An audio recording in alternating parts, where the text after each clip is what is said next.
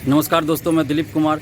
दोस्तों, आज बीएसएससी ने एक नोटिस जारी किया है और ये नोटिस आज संभवतः 12 से 2 के बीच जारी किया गया होगा, लेकिन दिन भर मैं आज किसी ज़रूरी काम में व्यस्त था, इस वजह से थोड़ी देर पहले इस नोटिस को पढ़ पाया हूँ। इस नोटिस को पढ़ने के बाद ऐसा लगता है जैसे बीएसएससी के सचिव और अध्यक्ष अपने आप को तानाशाही शासक समझने लगे हैं। इस नोटिस के अनुसार अभ्यर्थी अब धरना प्रदर्शन नहीं कर सकते हैं। अगर धरना प्रदर्शन करते हैं तो उनके खिलाफ कानूनी कार्रवाई की जाएगी और उनकी पात्रता यानी कि उनका अभ्यर्थित्व समाप्त किया जा सकता है। और दूसरी बात ये भी है कि कुछ असामाजिक तत्वों द्वारा भ्रामक खबरें फैलाई जा रही है सोशल साइट के माध्यम से। तो बीएसएससी के सचिव और अध्यक्ष को सबसे पहले मैं ये बता देना चाहता हूँ कि आपके इस तानाशाही और तालिबानी आदेश से बिहार के छात्र डरने वाले नहीं हैं। और आप जो सोचिएगा कि ये तानाशाही नोटिस जारी करके आप छात्रों को डरा दे तो छात्र बिहार के डरने वाले नहीं हैं।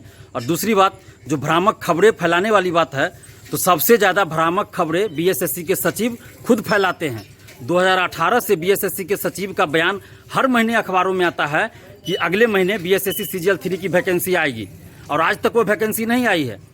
इस साल भी देखिए, जनवरी से हर सप्ताह खबरों में छपती थी प्रमुखता के साथ, कभी कभी तो मुख्य पेज पे छपता था कि अगले महीने बीएसएससी सीजीएल 3 की वैकेंसी आएगी। तो सबसे ज़्यादा भ्रामक खबरें बीएसएससी के सचिव महोदय ही छपवाते हैं, उन्हीं का बयान सबसे ज़्यादा आता है। और एक भी बयान सही नहीं हुआ है। जून में भी छपाया गया कि जुलाई के पहले तो मई में छपाया गया कि जून फर्स्ट वीक में बीएसएससी सीजीएल 3 की वैकेंसी आएगी। जब जून आ गया तो कहा गया कि जून के अंत में बीएसएससी सीजीएल 3 की वैकेंसी आएगी। जब जून अंत होने लगा तो कहा गया कि जुलाई प्रथम सप्ताह में बीएसएससी सीजीएल 3 की वैकेंसी आएगी, लेकिन आज तक वो वैकेंसी नहीं आई। तो सबसे पहले भ्रामक खबरें फैलाने वालों पे एफआईआर करना है तो सबसे पहले बीएसएससी के सचिव पे एफआईआर होना चाहिए, क्योंकि सबसे ज़्यादा भ्रामक खबरें बीएसएससी के सचिव भी छपवाते हैं और बोलते हैं। और हम लोग डरने वाले नहीं हैं। ये जो सोचिएगा कि अभ्यर्थियों को डरा दे तो डरने वाले नहीं हैं। ये बीएसएससी के सचिव और अध्यक्ष को खुद शर्म आनी चाहिए कि 7 साल पहले की वैकेंसी है, 7 साल बीत चुका है और वो वैकेंसी पूरा नहीं कर पाए हैं। और अभ्यर्थी जब इस बहाली को पूरा करने की मांग कर रहे हैं तो बोल रहे हैं कि अफवाह फैला रहे हैं और गलत डिमांड कर रहे हैं और आंदोलन नहीं कर सकते। अभ्यर्थी सही मांग कर रहे हैं। अगर अभ्यर्थी मांग कर रहे हैं कि 7 साल पहले की वैकेंसी है, इस बहाली को जल्द पूरा किया जाए, तो इसमें अभ्यर्थियों की मांग क्या गलत है? अगर अभ्यर्थी मांग कर रहे हैं कि काउंसलिंग में 2.5 गुना ज़्यादा अभ्यर्थियों को बुलाया जाए, क्योंकि ये 7 साल पहले की वैकेंसी है और बहुत सारे अभ्यर्थी जॉब में चले गए हैं, और दूसरी तरफ दोबारा जो फॉर्म भराया गया तो उसमें बहुत सारे लोग ऐसे फॉर्म भर दिए जो फॉर्म भरने के लिए योग्य नहीं थे। तो दोनों परिस्थितियों में हजारों ऐसे अभ्यर्थी हैं जो कि काउंसलिंग में आएंगे ही नहीं, या फिर काउंसलिंग में आएंगे भी तो उनको अगर अच्छा पद नहीं मिलता है तो वो ज्वाइन नहीं करेंगे, क्योंकि पहले से बहुत सारे लोग जॉब में हैं।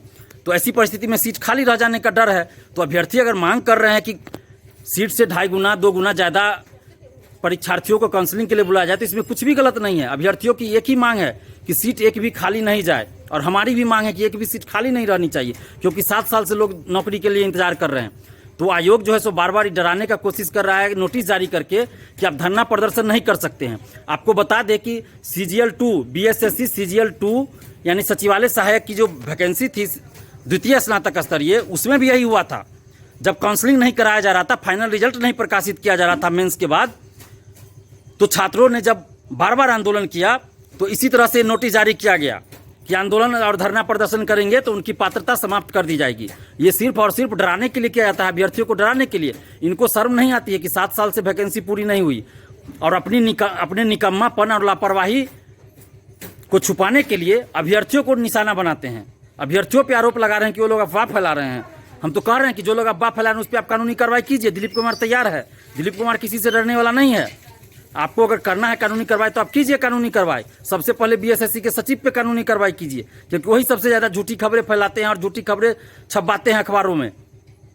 तो कीजिए आप कार्रवाई, हम तैयार हैं इसके लिए, लेकिन अभ्यर्थियों को डराने की कोशिश मत कीजिए। ये जेपी की धरती है, आप याद कर लीजिए जेपी आंदोलन को। बिहार का छात्र कभी नहीं डरा है, चाहे वो राष्ट्रीय आंदोलन हो या जेपी आंदोलन हो या जो भी हो। जब भी देश में तानाशाही सरकार आई है तो बिहार में ही छात्र आंदोलन हुआ है, और बिहार के छात्र आंदोलन की वजह से ही केंद्र की भी तानाशाही सरकार का अंत हुआ है। आप याद कीजिए भारत छोड़ो आंदोलन को, कि बिहार में छात्रों की क्या भूमिका थी उसमें। इस चीज़ को भूलिए मत। और बीएसएससी के सचिव और अध्यक्ष को तो हम बार बार समझा रहे हैं कि सही रास्ते पे आ जाइए, आप लोग गलत रास्ते पे हैं, कि बिहार के छात्रों को आप डराने की कोशिश कर रहे हैं। बिहार का छात्र डरने वाला नहीं है। आप डरा रहे हैं, उसको डराने की कोशिश कर रहे हैं। और जिस दिन ये छात्र एकजुट हो गए तो उस दिन ज्वालामुखी फूटेगा और उस ज्वालामुखी में सबसे पहले बीएसएससी का सचिव और अध्यक्ष जलेगा। तो इस बात को समझ लीजिए। और इस तरह का जो नोटिस जारी करते हैं कि डराने की कोशिश कर रहे हैं, तो ये गिदर भभकी से हम लोग डरने वाले नहीं हैं। इससे पहले बीपीएसएससी के अध्यक्ष जो है सुनीत कुमार भी कर चुके हैं, कई बार हमारे खिलाफ नोटिस जारी कर चुके हैं, मेरा नाम एड्रेस सब कुछ के साथ नोटिस जारी कर चुके हैं, फिर भी दिलीप कुमार नहीं डरा।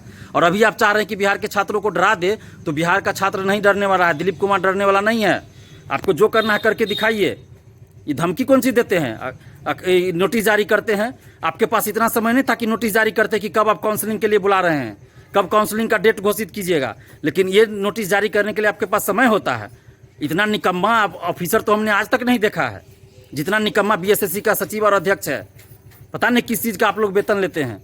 कम से कम आप घर जाते होइएगा तो अपनी औलादों से कैसे आंख में आंख मिलाते होइएगा। हमको तो इस बात को सोच के ताजुब होता है कि आपके घर में भी बाल बच्चा होगा, जाते होइएगा तो कैसे आप आंख में आंख नजर मिलाते होइएगा, आंखों से आंखें कैसे मिला पाते होइएगा आप अपने परिवार वालों से, बाल बच्चों से। हमको तो ये समझ के आश्चर्य होता है, आखिर जो ये अभ्यर्थी है वो भी किसी का बाल बच्चा है, किसी का बेटा है, किसी की बेटी है, किसी का भाई है, किसी का भतीजा है, किसी का पति है। आप इस बात को क्यों नहीं सोच रहे? 7 साल से ये लोग जॉब के लिए इंतजार कर रहे हैं और 13,120 पद को आप लोग चुप्पी साधे हुए हैं। 13,120 पद, ये कम नहीं होता। 13,120 लोगों को नौकरी मिलेगी। आप सोच लीजिए कितना गलत काम आप लोग कर रहे हैं। 7 साल में एक वैकेंसी नहीं क्लियर होता है और छात्रों को डराने की कोशिश कर रहे हैं। तो बिहार के छात्रों को भी हम कह रहे हैं, बार बार कह रहे हैं आप लोगों से कि आप लोग एकजुट होइए। जब तक एकजुट नहीं होइएगा, छोटा मोटा आंदोलन से ये लोग सुनने वाला थोड़े है। ये लोग तो अपने आप को अब हिटलर का वंशज समझने लगा है। बिहार का जितना ये लोग है, जितना आरसीपी टैक्स का समर्थक सब है, वो सब अपने आप को हिटलर का वंशज समझने लगा है। और इन लोगों को हम बता देना चाहते हैं कि ये लोग अगर तालिबानी, अपने आप को तालिबानी शासक की तरह समझ रहा है, तो हम लोग अफगानी नहीं है कि चुपचाप सहते रहेंगे, मुंह तोड़ जवाब देंगे। इतना ध्यान रखिए, जो लोग भी छात्रों को डराने की कोशिश कर रहे हैं उन लोगों को मुंह तोड़ जवाब मिलेगा, करारा जवाब मिलेगा। थोड़ा इंतजार कीजिए। अगर हम लोग शांत है तो इसका मतलब हमारी कमजोरी मत समझिए। हम लोग बहुत बड़े आंदोलन की तैयारी कर रहे हैं। और कुछ जो बीएसएससी के अभ्यर्थी हैं प्रथम इंटर स्तरीय, तो उसमें से 2-4 लोग हमको फ़ोन करके बोलते हैं, मैसेज कर रहे हैं व्हाट्सएप पे कि दिलीप जी आप आंदोलन में नहीं आते हैं, क्यों नहीं आते हैं, आप डरते हैं क्या? तो उनको मैं बता दूं, इससे पहले मैं 3 बार आप लोग के आंदोलन में गया हूँ। और इधर जो एक बार जो जस्ट आप लोगों ने किया, मैं इसलिए नहीं आंदोलन में गया क्योंकि आप ही में से कुछ लोगों ने मुझे फ़ोन करके कहा कि दिलीप जी आप आते हैं आंदोलन में तो पहले ही पुलिस भर देता है, जो आप मत आइए आंदोलन में, सिर्फ छात्रों को भेजिए और फेसबुक पे भी मत लिखिए। इसलिए मैंने फेसबुक पे भी नहीं लिखा और इसलिए मैं आप लोग के आंदोलन में नहीं आया बीएसएससी ऑफिस, क्योंकि आप ही लोगों में से कुछ छात्रों ने मुझे फ़ोन करके आने से मना किया। तो अब आप ही लोग सोचिए कि हम तो आप ही लोग के लिए लड़ रहे हैं ना। तो आप ही लोगों में से कुछ लोगों ने मना किया तो मैं नहीं गया कि भाई अगर मेरे जाने से पुलिस बहुत आ जाती है और कुछ छात्र डर जाते तो ठीक है, मैं नहीं जाता हूँ आंदोलन में। बाकी दिलीप कुमार किसी से डरता नहीं है, चाहे कितना भी पुलिस फोर्स भर दे, हम डरने वाले नहीं हैं। तो प्लीज़ आप लोग पहले एकजुट होइए और जब आप लोग सर्वसम्मति से हमको बोलिएगा तभी हम आपके आंदोलन में आएंगे या किसी भी छात्र आंदोलन में आएंगे। जब आप लोग सर्वसम्मति से बोलिएगा तब। अगर कुछ लोग उसमें कहेगा कि दिलीप जी नहीं आइए तो हम नहीं आएंगे, क्योंकि मैं अपने लिए नहीं आ रहा था, मैं आप लोग के लिए आ रहा था आंदोलन में। लेकिन आप ही लोगों में से कुछ लोगों ने कहा कि मत आइए तो मैं नहीं गया। मैं फिर बोला गया कि फेसबुक पे भी मत लिखिए नहीं तो पुलिस भर देगा पहले से, तो मैंने फेसबुक पे भी नहीं लिखा। तो आप लोग अपने में डिसाइड कीजिए, हम आप लोग के लिए हमेशा लड़ने के लिए तैयार। आप सोचिए पीटी वाले आंदोलन से मुझे क्या पर्सनली कुछ लेना देना था? कुछ नहीं लेना देना था। लेकिन पीटी रिजल्ट के लिए भी मैंने आंदोलन किया था, दिन भर वहाँ बैठा रहा था भूखे प्यासे और शाम में नोटिस जारी करवा के वहाँ से वापस आया था। और जितना समय दिया गया था उतना समय के अंदर पीटी का रिजल्ट भी आया था। तो पहले आप लोग एकजुट होइए, हम आप लोग के साथ हमेशा हैं और आगे भी रहेंगे साथ। दिलीप कुमार किसी से डरने वाला नहीं है, न तो आज तक डरा है, न ही आगे डरेगा। इस बात को ध्यान रखिए। हम आपके साथ थे, हैं और रहेंगे। बस आप लोग एकजुट होइए और सर्वसम्मति से सभी लोग बोलिएगा तभी हम आपके आंदोलन में आएंगे। क्योंकि मुझे वहाँ आके नेतागिरी करने वाली बात नहीं है। कुछ लोग कहते हैं कि दिलीप जी नेतागिरी करने के लिए आ रहे हैं, तो हम नहीं गए इसलिए। चलो भाई, काहे ला दिलीप कुमार नेतागिरी करेगा?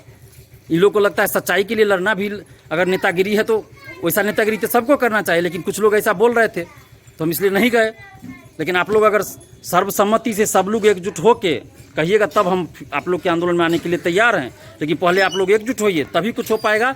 छोटा मोटा आंदोलन कीजिएगा, कुछ लोग जाइएगा, उससे कोई फर्क नहीं पड़ेगा। मैंने पहले भी कहा था कि छोटा मोटा आंदोलन से कोई फर्क नहीं पड़ेगा, बहुत बड़ा आंदोलन करना पड़ेगा। तो इसके लिए पहले आप लोग एकजुट होइए, उसके बाद फिर इस बीएसएससी को करारा जवाब दीजिए, क्योंकि ये लोग अपने आप को अब तालिबानी शासक की तरह समझने लगे हैं। धन्यवाद, जय हिंद।